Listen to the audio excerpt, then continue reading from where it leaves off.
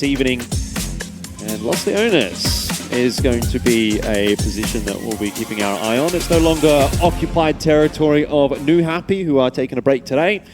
We're likely to be seeing TSM over there today. And TSM, I think, is also an interesting team to keep an eye on today. I mean, I am obviously a bit of a fan of TSM, always been a bit of a fan of Luke 12, hashtag no bias, Australia, let's go. But I think they've been on the up and up this year. That's a team that's really keeping the peace. The trade was in there pretty quickly from Xiaobei, and it's all good in the end. Luke 12 still playing ring around the rosy with Zenith and now Type, who has, of course, been revived. Alo's going to look for some information to try and help Luke out, but this is starting to look pretty doomed for Luke 12 and for TSM. Oh, never mind. Luke will keep the dream alive, and he can even get Alo back up. He survives by the skin of his teeth, but T1 are down. T1 had a real opportunity to turn that fight around.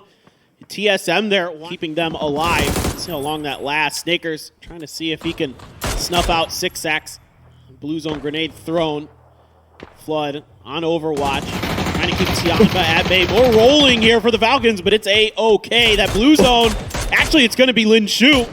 Finding the knock on the Roth, but softened up by that blue zone that was thrown earlier by Snakers. I'm watching a Michael Bay movie the way that Roth is driving at the moment. He's just gone flipping up the hill I saw earlier on. Now he's flipping down the hill and walking straight into a Molotov. So that's for Falcons, at least. It will provide the space that they need to just hide inside of this next zone. It looks like Flood and Snakers have a tiny sliver to work with. Snakers has gone a little too far back, but there might even just be room for a res. I speak too soon. He's gone down to the zone. Now the focus of attention is on to Pero, as Tianba will launch all of their utility in that direction. It looks like it was a choice by Falcons in the end to give up that position as they go down to the zone. Flood following suit with Snakers, and Tianba will take a bit of a waltz in the park to grab that final win. It seemed like everyone was like, you know what? We're not even going to contest you for this one. We're not really that interested. You guys can have it.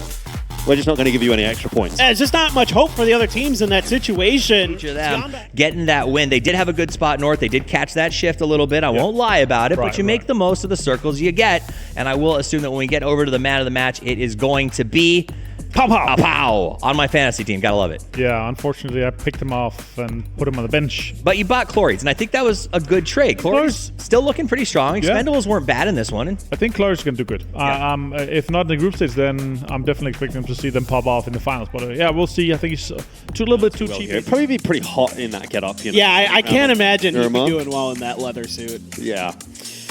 Tell you what, though, I reckon you would. Anyway. Really? You think so? Yeah, I think you'd look I think I'd die. I think I'd actually just collapse about 5 meters out the front door. I reckon you could. That's exactly the style that they like to play. Roth's going to go down. In the meanwhile, on this rotation, Falcons really under pressure there. Sort of sandwiched in between T5 and Pero. Ming now going to have his time on to Papompon. So Pero are the major benefactors of this rotation. Mad right underneath them. Oh dear, this could go very wrong indeed, and it has. The Mad, though, might still get traded back down. Mill was very low. That could have been a real problem. What T1 wants to do in that situation, Ranger X gets on top of some boxes and is waiting this out. GNL has no idea he's there, and it's a quick double for Ranger X. Very nicely played there, and the woes continue for GNL, and Stella just goes down on the way in.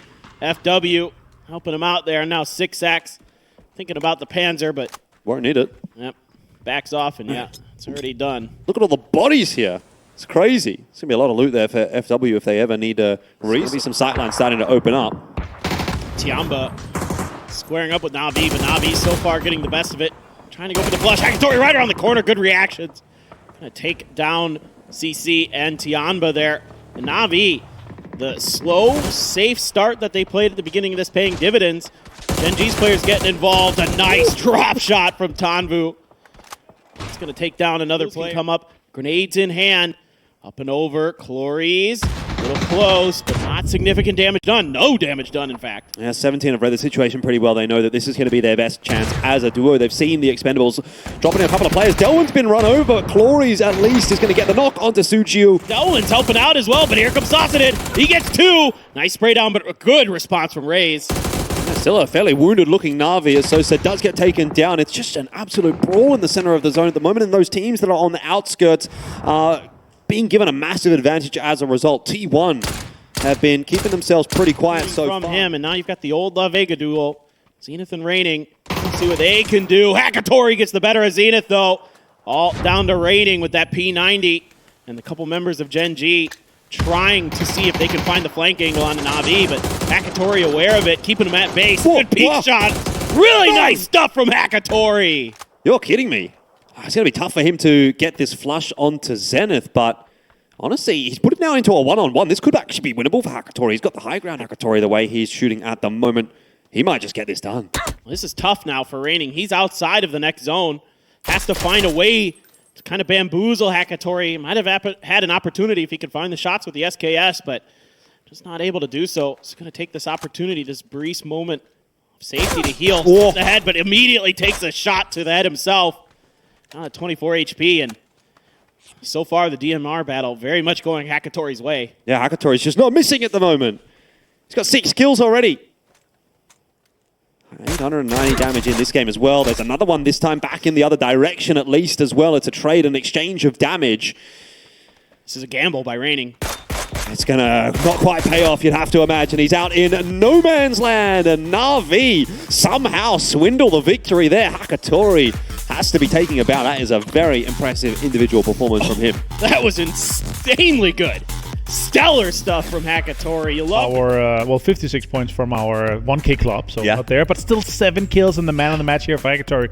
Very impressed with how he's able to clutch. Remember, versus 2 T1 guys, versus 2 GG guys, that is 5 points of placement for the clutch and 4 points. It's 9 points clutch for him personally. That is huge for him. And it's been just great to see this roster. And there were a lot of questions when they got assembled. You know, is this kind of for such a fabled organization with its position in PUBG, are these guys big enough names? Are they going to work? Obviously from day to day, so backwards from what we got yesterday. I like the electrical vehicles. I like the sounds that they make. I feel like it's a nice attention to detail. It being a Chinese-focused map. A lot of electrical cars there. Yesterday, not too big of a deal. Shrimzy wants to try to flip the vehicle. Gives it a little kiss, but can't quite get it up and over, and they've got a little bit of time to think about this again. Fade blue, Kick stuck now as well, so it's just a bit of a mess there for Sonics, but they'll get it all sorted. Yeah, Tianba might run into Eternal Fire here. A couple of shots out. Pao Pao and our lovely translator Judy, congratulations on the first chicken dinner of day 2 here at PGS5. 恭喜 on the chicken dinner. 恭喜恭喜. All right. How are you feeling with the first chicken dinner win? 拿到今天吃到今天第一把鸡，你们现在心情如何呢？很开心嘛。 We are very happy about the first chicken dinner of the day. And you guys ended yesterday with 7th place on the leaderboard, and with just 2 matches, you're number 4. So what did you decide to do differently this time? 就你们今天就是打完之后马上就到第4名了，你们现在就是有什么新的策略吗？往前冲呗。We're gonna keep trying. We're gonna keep trying hard. Oh, nothing different. Just trying hard? Yeah, no new stuff. Okay, so now you played all the teams in the lobby with dates. Maybe not. 17 look like they're just going to hole up for the moment. But hold that thought. Oh my word. Both GNL and T1 have decided that they just want to have a bit of a fisticuffs. And it's not gone well for either team. It's a real mess here. As Type will finish off another kill confirmed and gets rid of GNL. Actually, all things considered for T1, if they can get Zenith back up, that is actually not a terrible turn. FW, be aware. Meanwhile, kickstart, a good grenade to get Delwyn. TE, clear early. There's another knock there. H-Win, it's Tanbu out in the open is Clory. He's taken down by Shrimzy. Everybody from the Sonics getting involved. And things go very, very poorly for the Expendables. Yeah, Darkjuice just going to have to get the job done on his own now. Tanvu will be finished off by Tickleton as well. So they immediately want to be there to vulture this fight. They want to pick off kills. Like the play calling here from the American squad. H-Win maybe even got a quick glimpse of a T5 player, but Rossiter Jr. goes down, and all of a sudden they're just gone. Yeah, that's a magic trick from T5. Not one I think that they had planned, but it was pretty impressive. Daytrade losing a member for the moment, getting a knock coming through. Falcons are sort of lurking. Obviously, Sonics are continuing to lurk to work with at all. Falcons should be well aware of his position, but the problem is they've actually got to be aware of Sonics pushing their way in here as well. Shrimzy trying to fire a couple of shots off out of the blue. It may not actually be required here because he's now down on the floor, but Falcons are losing members thick and fast all over the place. They're getting shot by 17 as well. This is a real mess of a position to be in for Falcons. They've kind of got themselves stuck in a big old crossfire. Roth is dancing up and down around the cliff face here, but pushing forward with the P90. He's managed to find himself a couple of knocks. Strimsy going down to the zone, confirmed. It's just Kickstart standing here for the Sonics, but he'll keep the dream alive for them for the moment. Not much of a dream, though. I have to say, it's probably more of a nightmare now. But honestly, you got to be happy with that. As the Sonics, you find quite a few kills through all, kind of situate themselves, maybe get some utility out, but TSM wants none of it. They're going to drive right into the smoke, and it's a run over from Luke right onto Suju. Xiao Wu trying to figure out where the heck the rest of TSM is at. Just throws a molly in the middle. Guessing not quite correctly, though. Gets in the car. Looking to use that high angle to do some damage. And he's just done. He's out. What a play from TSM. That's unbelievable. In the meanwhile, though, Sparking and Purdy actually did go down, so it's actually imperative that Alo and Luke 12 have made that cross. They tossed a molly into the car to have an easy time of closing out. 7-7 at this point. He's trying to do what he can. Tosses a grenade out. He's not quite been spotted. He gets a knock. But no more than that. It was almost dangerous, but Gen G finally have come into their own. It's taken them a long time, 9 games now for us to really start to see what they can do. But a chicken dinner here for Game 3 of the day has gotten their PGS5 back on track. The trend continues of the teams we wanted to see do better. That's going to be what everyone's going to be aiming for. So as we head out onto Tago, 3 games remaining today for teams like GNL, sitting at 20 points. They've got a ways to go. Falcons at 38, Navi 47, FW 47. Gen G maybe just already there at 54. But for the other teams, yeah, a little bit of work still to do. Absolutely. I mean, that's really key right now is for those B teams trying to let them know. But, I mean, I think if you're going to... Well, hold that thought. Barpo, what a spray. The barrel clean onto Snakers. Gets the headshot. Yeah, Gen G are just picking Falcons apart now, aren't they? Down to the one remaining member of Roth, and he's fired a couple of shots off. So the angle found by Gen G. Anna knocks Barpo in the meanwhile with the car, but that's not going to be a big concern for Gen G. They've just swept Falcons aside, and we did just see that little graphic on the screen. Out on the other side of the screen, Ming has eyes onto Keppa. And what a turn! Code Marco! Very, very congested. You've got teams trying to filter their way in and pick up some positioning. T1 pushing in onto 17 right now, and EN will confirm the kill onto Xiao Bei. Round the smoke he goes. It's made a bit of noise, so Suju was holding that one, but did not manage to spot him out. Type in from deep. Also making a flank happen, and the blue zone grenade is going to start to obscure the positioning of 17. Nice timing push there from Suju, right as the blue is coming through. Might have heard a footstep even. Raining though, finds the angle, finds the kill. Gonna be put down though. Suju having none of it! Suju's done with T1. 5 HP, and he's able to get one of them. They couldn't really suss out the rest of their positions. It will be a very brief moment of respite for him, but no respite, no rest for the Wicked right now, and the Wicked apparently seem to be Navi, still trying to take that fight into the Sonics. It is H1 to fall at the hands of Fairest. Fluky, though, getting involved in this fight as well. As Knock so said, Tig got a knock onto one of those Navi members earlier, which means it is just Fairest left alive in the one-on-one. Tig is going to take the opportunity to at least secure another point for his squad.